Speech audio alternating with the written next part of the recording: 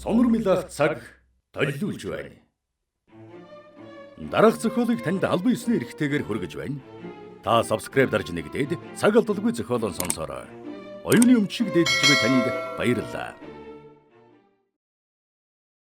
Зохиолч Дарсүрэн онцгой эрх 42 дугаар хэсэг. Нэгэн үдэш хасуу тойши гэртэн бодлогоширт суутал Шоронгийн ахлах харгалзагш уцстаад дээд газрын шийдвэрээр 3 хүн ирээд Оросын дөрвөстийн товчоноос ирсэн өнөө Орос хоригдлыг аваад явлаа гэж илтгэв. Та нар чинь хэний шийдвэрээр өгсөн үлийг хийж байгаа юм бэ? Тэр Оростой холбогдсон асуудлыг надаас өөр хэн шийдэх ёсгүй гэдгийг та нар мэдж байгаа шүү дээ. Хасуутаа шийсэн. Сая дээд газрын нөлөөтэй хүмүүс ирсэн. Тэгээд чи Гака хаатуусан гарын үсэг хийж өгсөн байна. Ёстой хоолны сав. Тэнийг малнууд гэдэг чинь та нар байна да. Тэгээд тэр золгийн Оросыг хаашаа аваад явсныг мэдж чадсан уу? Мэдж чадаагүй. Шоронгийн тэргээр аваад явсан. Тэр тэрэгний хойноос суудлын 2 тэрэг дагж явсан. Энэ бүхнийг Шоронгийн их хаалганы харуулбал үзсэн байна. Хасуу тойши утсаан тавиад генерал руугаа ярих гээд зүрхэлсэнгүй. Учир нь 4 хоногийн өмнө уулзахтаа Оросын товчооны шоронгоос манайд нэг хүн шилжиж ирээ юу. Түүнийг Симото сонирхоод байгаа юм. Хэл амгүйхэн шилжүүлсэн дээр Тозиягийн дургүй хүргүүл эвгүй байдалд орох болно гэж анхааруулсан билээ.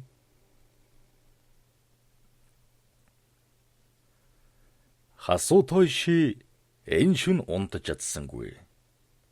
Тэрээр өөрөөр арай хийж дуг хийтэл гэнэ тутас хангинаад нойрноос нь сэрэв. Би Сафронов байна. Нөгөө Оросыг Симото аваа шивдэ. Гэхэд хасуу тойши арга буюу тийм ээ. Хаатсан шийдвэр өгсөн байна. Харин одоо Симото нэлээд юм ярилж аваад та бид тэрийг гоочлох бах та. Гэлээ. Хасуу тойши чи тэр талаар санаа зовлтгүй.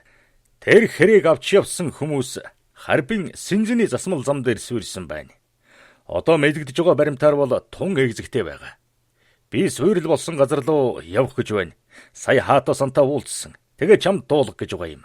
Чи бидэнтэй хамт суурил болсон газар руу очисон дээр биз? Би чамайг дайраад оч. Бэлдэж бай. Гэд Сафронов утсаан тасаллаа. Хасуу тойши хувцлах зуур Сафроновын ярьсан яриг эргэцүүлээд энэ зориуд зохион байгуулсан хэрэг мөн үү? Тэгвэл энэ бүхэн Симотогийн гараар хийгдсэн зүйл. Эсвэл санамсаргүй тохиолдол. Хасватрах явуулсан тэр танихгүй хүнд 5 хоногийн дараа хариу өгье гэсэн шүү дээ. Тэр хүн өнөөдөр ирэх ёстой. Гэтэл шар Оросыг авч явсан хүмүүс суурилд өртжээ. Энэ бас санамсаргүй хэрэг үү гэж бодлоо. Хасуу тойши Харбин Синзэнгийн зам дээр болсон суурилын голомд дээр ирлээ. Тэднийг суудлын тэрэгнээс буухад Симото өөрийнхөө хүмүүсийн хамт үзлэг хийж байлаа. Сафронов тэрэгнээс бунготон товчооны орчуулагчийг дагуулж Симото дээр очлоо. Симото-сан хэрэг Синзэн рүү явуулах асуудлыг хаатасан та хоёроос өөр хүн мэдж байсан уу? Үүнийг манай фашист холбооны удирдлага сонирхож байна. Учир нь Разаевский өнөөдөр атман Семеновтой утсаар ярих ёстой гин. Мэдхгүй юм байна. Ер нь өөр хүн мэдэх ёсгүй. Танаа хүмүүсийг шоронд очсныг Шоронгийн ахлах хянагч ажигласан байна. Тэр тусман 2 суудлын тэргэнд ямар шуган хүмүүс сууж явсныг ч гадралсан байна. Тэгвэл тэрлүүдийн хоногийн тоон гүйцэжэлтэй. Тэр ахлагч хаата генералд бурсан нь хасуу тойшигийн чихийг дэлсэн байж таарна. За яах вэ? Гэхдээ олон хүнд бурж амжихгүй биз? Гэд өмднийхөө халааснаас цагаан гаргаж үзснээ. Тэрлүүд хорвоогоос таньчихсан байх та. Гэхэд Сафронов Шоронгийн дэжүүрийг устгах арга замаа олчихсныг мэдлээ. Тэгээд хэсэгэн дууг зогсноо. Энэ хэрэг бол манжуурт эрхчлөө олгосон манай армийн ажиллагааг муутхан гүтгэгч нарын гараар үйлдэгдсэн байж магадгүй. Санамсаргүй тохиолдол байж мэдэн шүү дээ. Тэгэхээр хэн хүнд маань балаггүй өнгөрүүл болоо юм биш үү? Гэж хэлээ Симото хэнэггүй царай гаргав. Манай туршуулын хүүрийг үзүүлээч гэж Сафроновыг шаардангуй асуухад Симото уруулаа мушилзуулан муухан инээмсэглээд бид шинжлүүлэхээр явуулчихсан. Магадлага гаргах хэрэгтэй. Тэгэхгүй хожим хойно хилам татлаад байж магадгүй гэж тоомсоргүй янзтай хэллээ. Симото энэ өдрөөс хойш 7 хоноод Синзэн рүү уран муутай буцахтаа Тозияад энэ хэргийг дуулахгүй гэж шийдлээ. Харин хожим асуувал санамсаргүй хэрэг гэдэг баталгаа гаргах арга илдэв. Учир нь хэрэг хочтонгийн хүүрийг хаатаа нүдээр үзнэ гэсэн нь Тозиягаас болгоомжлсон хэрэг байв. Тиймээс Симото зөргшээсээр байлаа. Хаатаа хаяага манахын тулд Симотогийн дэргэд Квантуны армийн штабын дарга руу ярьж, Жанжин штабт явуулах цахилгааныг Симотогоор бичүүлжээ. Тэгээд Тозиятай утсаар ярихдаа танай тэр хэрэг хочтой амтэн чинь их гарын бэлтрэг байжээ. Ялангуяа ханхан уурлуу чиглүүлсэн ажиллагааг мухар толгойтнуудад дамжуулснаа нуухын тулд хасуу той шиг нэрийг барьсан төдийгүй над руу дайрч гүтгэхийг оролдож. Би энэ тухай Жанжин штабт мэдэгдсэн. Тэр хэрэг хочдыг чинь их юм гадарлаж байсныг дөрвөстийн товчооныхан магадлан тогтоосон байна. Түүгээрч барахгүй өнөө нуурын чандад гэсэн ажиллагааг мэдсэн байж магадгүй сэжиг гарч байгаа. Тийм хүнийг мухар толгойтнуудад алдна гэдэг бол манай нууцыг 7 хоногийн дараа улаантнууд мэднэ гэсэн үг. Суурил гарсан газараас олдсон үхтлийг наривчлан шинжилэхэд хэрэг хочдын хүүр байхгүй байсныг тогтоосон гэж билээ. Үүнийг Симото мэдэнгүүт Синзин рүү хурдан явж, штабын дарга Тозиод өөрийгөө цагаатхан тайлбарлахыг чухалжилсан ажээ. Тозио Ёшиг Синзингээс яаралтай дуудсан тул тэрээр мөгдөнд шүн өнгөрөөж ирлээ.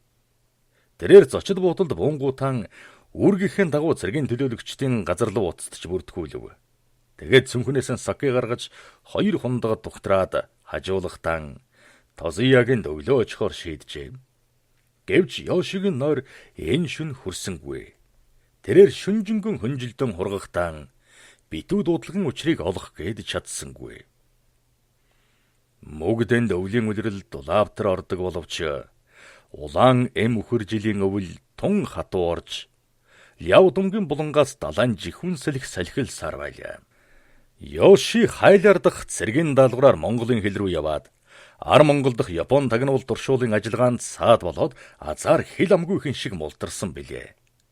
Энэ нь юуны өмнө халахын дав ангийн хошуу нутагт байсан нэгэн туршуул гохон дорлгүй үлдсэн төдийгүй Буйр нуурын булан дэрс, адаг дулаан, баян түмэн өлзий товооны хаваар нутгалдаг нэг ламтай холбоо барьж чадсны ачаар Буйр нуураас баруун урагшаан Эрсуул хүртэлх газар нутгийн эртний газрын зураг олж ирсэн явдлыг Тозио олзуурхаж, түүнийг өршөөсөн явдлаас шалтгаалжээ.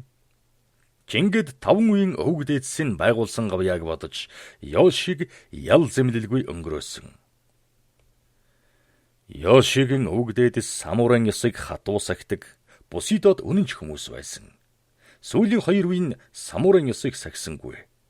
Харин эзэн хааны төрд нэлээн хүндтэй хүмүүс байлаа. Ёши Японы эрдний хот Никкогийн хүн. Тэрээр 7 настай байхдаа Тосигугийн сүмд өвөөтэйгээ хамт очжээ. Тэрээр сүмийн суурин дороос гарч давхсан хулганыг чавхтаж, түүнийг мөчмөчөөр нь салгаад Тосигугийн довжоон дээр хайжээ. Чухам энэ үед Нитрон ёсны нэг лам сүмээс гарч ирээд нөгөө хулганыг харангуут зог тусан зогсов. Гэтэл Ёшихөө хулганы нэг мөчийг довжооны чулуун шалан дээрээ саваад ламгай энэ хулган танай гоё сүмийг суурнаас хэмлээд нураах гэж багт навсан юм. Тиймээс энэ хулганыг залхах ёстой. Одоо хулганууд Тэнногийн төлөө буян үйлдэж сүмийн багныг хэмлэхин болно гэж хэлжээ. Нитрон ёсны лам Ёшихүүгийн авхаалж самбаг магтаж, жинхэнэ самурайн үрсэд Бусидо ёсонд үнэнч хүний удам байна гэж тунхаглаад өвөөтэй нь уулзаж, таны ач, таны удмыг залгамжлагч жинхэнэ самурай мөн гэж зарлаад, өнөө хулганы мөч бүрийг сүмийн үүдний баган дөлгөж, хорхой шавжиг хайр найргүй нядлах сэтгэл төрүүлэхийн тулд гайхамшигтай хуран сэлбрүүдийг хулганы цусаар мэлаахад Ёшихүү "Ёстой гайхамшиг Кекко" гэж баярлан хашгирахад лам түүнийг адислав. Ингээд жаалхүү Бусидогийн ёсоор хүмүүжиж, нүдэндэн үзэгдсэн халуун голтой бүхний голыг тасалж сэтгэлэн баясгаж явдаг болжээ. Тэрээр том болсон хойноо цэргийн сургуульд орж төгсөөд Солонгост хээрийн цагдаагийн газар ажиллаж, Японы үйл ажиллагааг эсэргүүцсэн Солонгосын мухар толгойтнуудыг залхан хашрааж байлаа. Харин 5 жилийн өмнө Токиогийн тусгай сургуульд орсон жилийн өвчин эмгэгт эргэж, нэгэн мэргэн ламаар хувь тавилангаан үзүүлж, хар багасан үйлдсэн нүглэн арилгахын тулд их буян үйлдэж, мэргэжлэн сольсноор газрын зургийн мэргэжилтэн болж Жанжин штабд ажиллах болсон юм. Тэгээд газрын зураг дээр улс төрийн болон цэргийн төрөмгөл үйлдэх арганд мэрэгдснээр Эртний хан улсын цэргийн ёсыг судлах болсон. Тэрээр айл зэргэлдэх улсаан хятадчлах, газар нутгийн төрөмгөл хийх хятадын уламжилт ёсыг Японы самурайн ёсонд хэрэглэх онол туршлын асуудал боловсруулад газрын зургийн төрөмгөлд ашигладаг болжээ. Харин санамсаргүй нэг тохиолдлоор засгийн газрын эсрэг чиглэсэн улс төрийн хувилдаанд оролцсны уршигаар цол хэрэгэн буугаад Квантуны харимд ирж Ахмад цолтой болжээ. Тэрээр хурандаа цолтой байсан болоо. Тиймээс Квантуны харимын зарим дарга нар түүнээс болгоомжилж түүнийг Кемпатайн туршуул гэж сэм бодно. Йоши аливаа улсын газар нутгийн зургийг бодлоантуулах, их материалыг олж устгах арганд баггүй туршлагдсан хүн.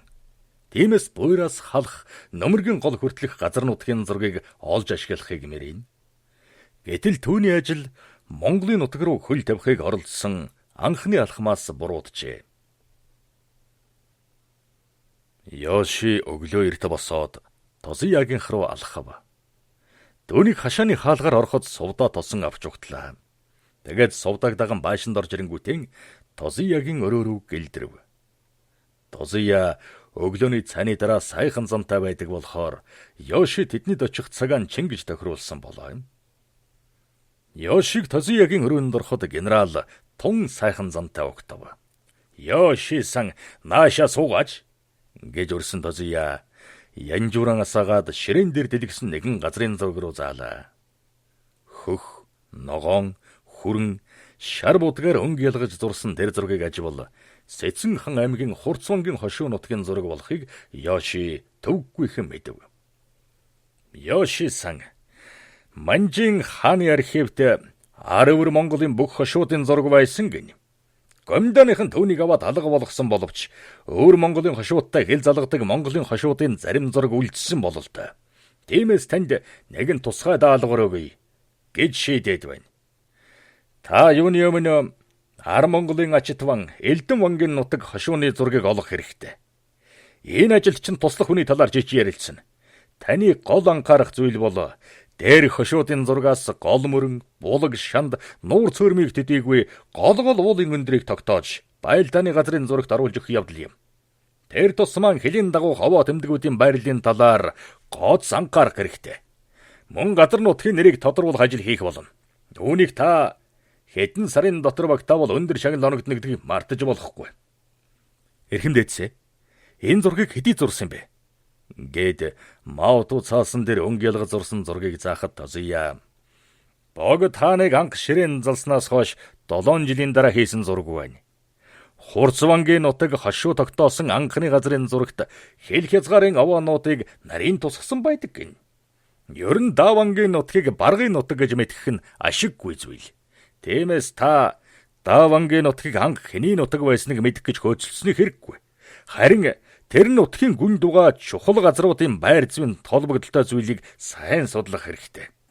Шилийн голын чуулганы өзөмчин ван, Соном Оравдан, баруун хуучид хошууны Сандаг дорж, зүүн хуучид хошууны ван Гүнчин ванчигийн үед зурсан газрын зургуудыг Дэвангийн хүмүүс олж өгнө гэсэн. Тэгэхээр та тэр зургуудыг энэ зурагтай харьцуулж ялгааг нь тогтооно биз. Мөн Монгол руу явуулах усны агуулгын хүмүүст шаарддаг газрын зургийг боловсруулах ёстой. Тиймээс хэд хичнээн хүн шаарддаг ёстойг надад танилцуулаарай. Гэснээр ярианы далим гаргаж тийм. Симото та нар чинь хоорондоо ялгшилахгүй юмар маргадаг гин. Түүнийг зогсоож тохиролцох талаар хэн бодох хэрэгтэй. Та нарын хоорондын шалгүй атааж өтөө ажил хэрэгт баггүй чирэгдэл тарина гэдгийг бодох хэрэгтэй. Тозияасан. Би Симотод өөрийгөө цагаатгаад хэлчих гэж болно. Харин тагнуулын газрын саваагүй хэрэг дуртай хүмүүс миний ажилд атаархаад байгаа юм. Гэж Йоши хэлэхэд Тозия ичнэндэн хөөхий энэ зулбсаг хүзүүгээрэн ороосон бомоо мэдэхгүй хариалгаж явдаг. Гэтэл Симото хийгэн тааруулаад цааш нь түлхчих санаатай. Хөөхий. Эдний алдар нэр хичээсэн атааж өтөө юу? Гү ажилд мөнч саад та юм да. Гэж бодно. Симото Йошиг штабтер ажилласан өдрөөс түнжин хагарч улмөрийн шагайдаг болсон. Үүнийг мэдсэн Йоши Симотогийн асуусан зүйлд хариулах дургүйгэн хөрвөл Чухал хэрэгтэй бол Тозуягаас асуу гэдэг болжээ. Ёшигийн нөгөөдөө дайжигналт Симотогийн хорыг малтана. Дэмэс Симото Ёшигийн амжилтанд татаархаж түүний ажил төрөлд саад хийж хясах бодолтой. Гэсэн ч Симото өөрийнхөө ичнээний бодолд үл хүрнэ. Ёши Тозуягийн зөвлөгөөнийг ажлын өдөрдөмж болгодог болохоор энэ бүхнээс болгоомжуулсан Симото өөрийнхөө атаархалтай бодлын уршихаар сэтгэлдээ эгдүүцэх тусам Тозуягаас айгаад Ёшигийн ажилд саад хийж зүрхэлдэггүй ажээ. Ёшигийн үйл ажиллагаанд саад тотгор хийх алхам гаргавал Тозуя Симотог нүдэрмхийн зур баллаж чадах эрхмэлтэйг бодоод айна. Ер нь хөгшний дургүйг хөргвөл Тозуя эзэн хааны нэрийн өмнөөс яахын зургүй өөрийн гараар хэнийг ч устгуулж чадна. Тозуя дургүйгээ хөрсөн цагт Симото Ёши хоёрыг дуудаад эзэн хааны армийн нууцыг задруулахгүй тулд та хоёр самууран эрхэм тангарагыг дагаж өөртөө хараккери үлдэх хэрэгтэй. Ингэвэл та хоёрын хэн нь эзэн хааны армийн өмнө нэр хүндтэй байх болно гэж тулгуул өнгөрхөн дээр. Ингэхээр Ёши үххээс айдаг Симото хоёрын аль аль нь Тозуяг харахаараа эрэлгийн элчтэй халз учирсан юм шиг санагддаг билээ. Тозуя энэ өдөр Ёшитой чингэж ярилцаад төлөөлөгчийн газар руу очихоор гэрээсээ гарахын өмнө Ёши-сан чи Юкитэй уулзаарай. Чамаас Монголын зарим хошуудын засаг ноёдын гарал угсааг асуух байх. Чиний Ар Монголын ноёдын уг сургуульчийг нэлээд судалсан гэдэг биз дээ. Гээд өрөөнөөс гарахад Ёши түүнийг сүүдэр шиг дагна. Тозуя Ёши хоёрыг дээд давхрын шатаар уруудж явтал Юки зочдын өрөөнөөс гарч ирлээ. Тозуя асарсан охиныхон бараанаар шатан дээр зогсож түүнийг хүлээс хийлээ. Тэгээд Юкиг дэрэгдэн ирэхэд нь Юки охин минь. Ёши-сантай уулзаж асуух юман ярилц. Наад чинь халахын ноёдын гарал угсааг 5 хурууш хэмэдэн мэдэхгүй зүйлэн сайн асууж лавл гэлээ. Ёши Юкитэй уулзсангууд ёсыг даган түүнийг хүндэтгэн мэгс хийж тэргүүн бүхийлгэн мэдлэв. Тозуяг байшингаас гарсны дараа Юки Ёшиг зочдын өрөөнд өрлөө. Ёши уужим өрөөнд орж ирэнгүүтэн тавьц тавилга өөрчлөгдсөнийг ажиглав. Цагаан гандхан хашлахтай усан думбанхан шумбажуга загсны хажууд зочдыг дайлах явган ширээг засаж ханан тулгсан хар суман диваануудын байрыг өөрчилж ширээнүүдийн дэргэд тавьжээ. Тэгээд эргэн тойронд нь оодой мод бонсай эгнүүлэн тавьжээ.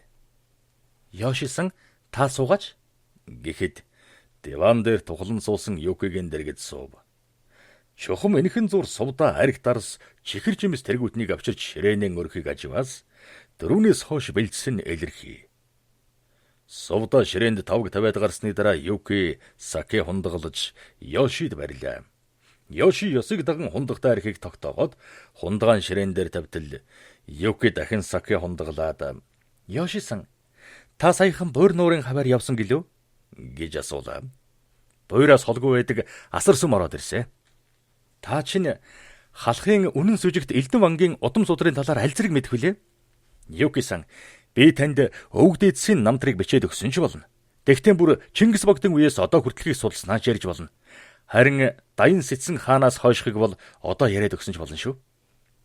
Ёши-сан надад тийм эртний хэрэггүй. Ердөө сүүлийн үеийн Давангийн тухай бол болох нь тэр. Ар Монголын захын Даван гэж алдарсан дорж холмын тухайд гэвэл одоогийн халахын гол буур нуурыг хамарсан нутаг хошууг Бадар ултрын 10 дугаар онд залгамжилж аваад 2 жилийн дараа засаг төрийн ажилд эндэгдэл гараад хэрэгэм зэрэгээ хасуулсан юм. Харин Богд хааны 6 дугаар онд гавьяа шагнал тэмдэглүүлж нэлээд нэр төртэй болсон. Ардын засгийг их хүрээнд ирсэн чимээг сонсоод сарагас болсны дараа зам буруулж нутаг хошуунаас гараад хайлаар харбын нар дамжин Бээжинд очоод баларсан хүн. Тэрээр хитэн сар баян тарган бэлхэж байхдаа Бээжингийн садар самун хүүхнүүдтэй сүүж холбож сүүлтийн гуйлагчин болж сүйрсэн гэдэг юм. Харин ардын засаг эзгүй үлдсэн нутаг хошуунд нь хамгийн түрүүнд төлөөний төшмөл илгээж баахан бужигнуулсан гэж дуулдаг. Элдэн ван өөрийнхөө нутаг хошууны газрын зургийг сүрийг бадруулагч хийдийн нэгэн зураачламаар зурулсан гинлээ. Гэтэл тэр газрын зургийг хэн авсан мэдгэдэхгүй алга болчиход байгаа. Бид бас зургийг гаргаж чадаагүй л байна.